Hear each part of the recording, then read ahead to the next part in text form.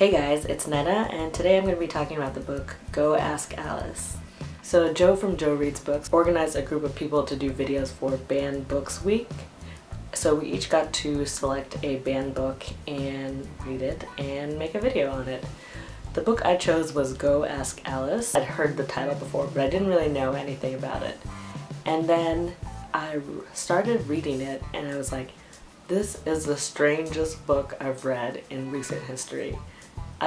Even now, I'm not sure how I feel about it because it's like I can't quite wrap my mind around it. So in case you don't know, Go Ask Alice is allegedly based on the diary of a teenage girl who develops a drug habit and basically her life goes in one huge downward spiral. I say allegedly because there's a lot of controversy surrounding this book, obviously, because it's a banned book, but also the author is anonymous, but later it was discovered it was edited by a woman named Beatrice Sparks in the 70s, and she claimed that it was based on some real diaries that she'd found and edited into a book, but they're not even entirely sure that that's true, and it might have just been anti-drug propaganda that was completely fictionalized and made up to scare kids away from drugs. It's meant to be a diary, and as you're reading it, there are various dated entries. The girl is 15 when she starts, and she writes about, high school and not feeling like she fits in and not feeling like anyone understands her, and we've all been teenagers. We remember how that is. In high school, the littlest things seemed like such a big deal, and they really weren't. It's like something you don't really understand until you've grown up a little bit and you look back and you're like, that was so minuscule, like I can't believe I was so dramatic about it.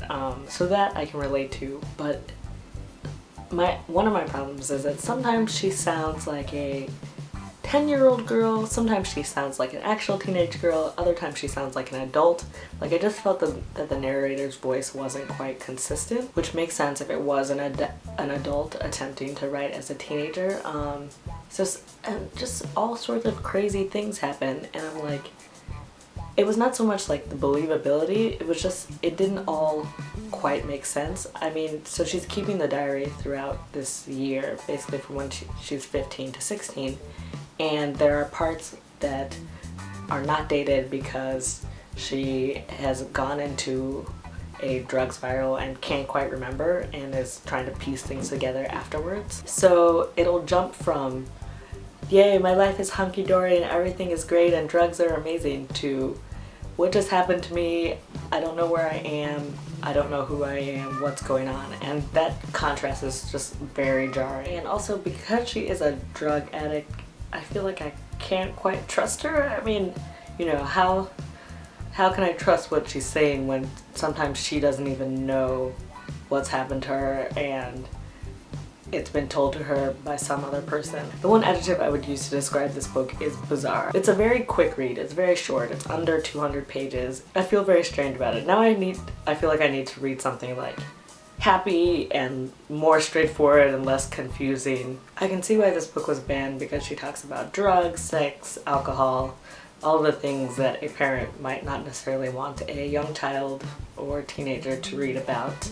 Anybody else who's read this, please share your thoughts with me because I'd love to know what you think and or in what context you read the book. And let me know if you're doing anything for Banned Books Week.